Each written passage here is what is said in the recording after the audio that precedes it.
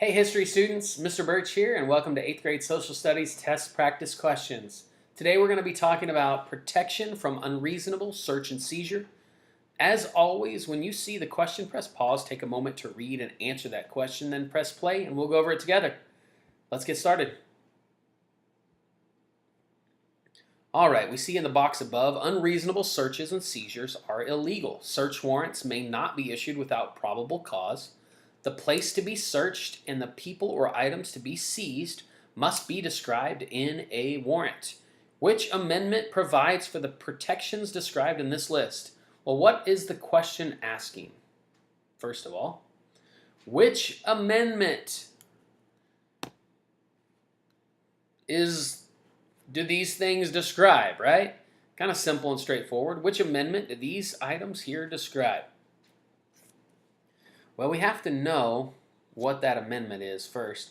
So what can we eliminate? Well, probably the first thing we can eliminate is the First Amendment. We kind of know that the First Amendment, well, isn't that freedom of speech, freedom of religion, right to assemble?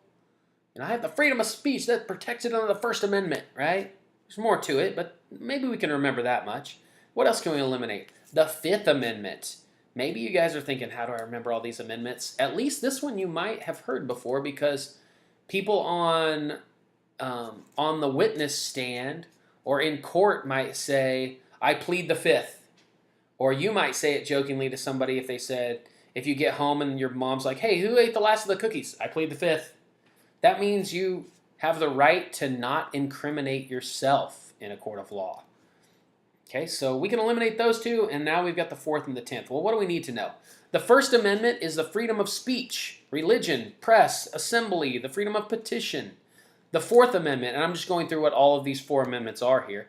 The Fourth Amendment is the freedom from unreasonable search and seizures. The Fifth Amendment, right to due process of law, no self-incrimination, and no double jeopardy, which means you can't be convicted of the same crime twice. 10th Amendment are the powers not held by the central government. Well, these powers are reserved for the states and the people.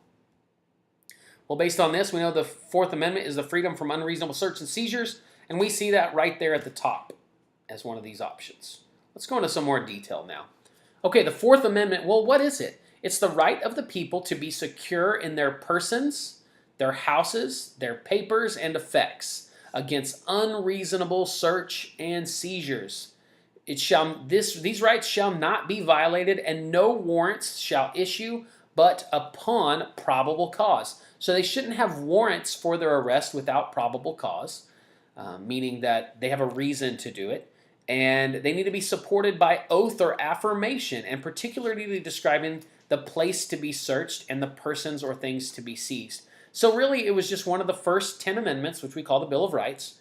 And it was this idea that the military, the police, the government cannot go into your home without a search warrant. They cannot take your items, your person, yourself, without due cause or without reason and without a warrant.